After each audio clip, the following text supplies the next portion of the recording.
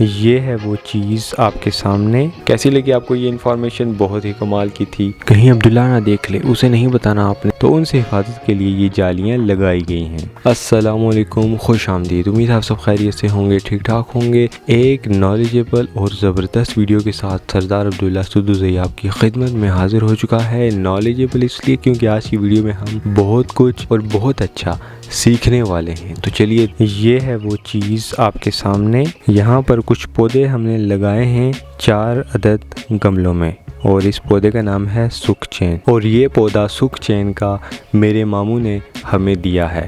اور یہ ایک پودا نہیں، کافی زیادہ پودے تھے۔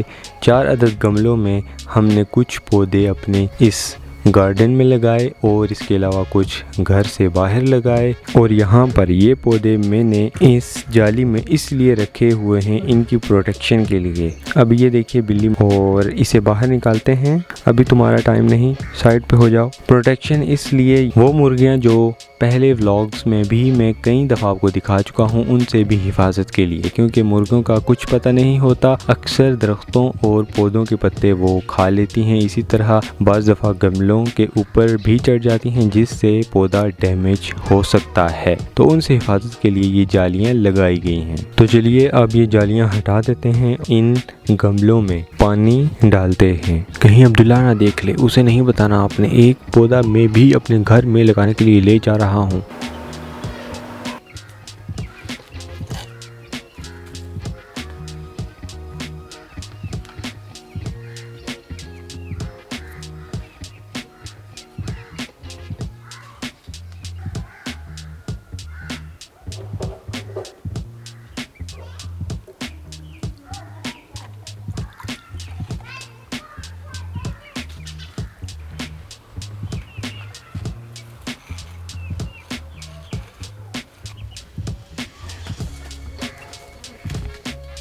تو چلیے اب ہم سکھ چین کے پودے کے بارے میں کچھ ڈیٹیلز جان لیتے ہیں۔ سکھ چین پودا، جسے سائنسی طور پر وائٹیکس نیگونڈو کہا جاتا ہے، ایشیا کا ایک بڑا جھاڑی دار پودا ہے جو زیادہ تر پاکستان اور بھارت جیسے علاقوں میں پایا جاتا ہے۔ یہ اپنے طبی فوائد کے لیے جانا جاتا ہے اور روایتی ادویات میں سوزش، درد، بیکٹیریا کے خلاف استعمال ہوتا ہے۔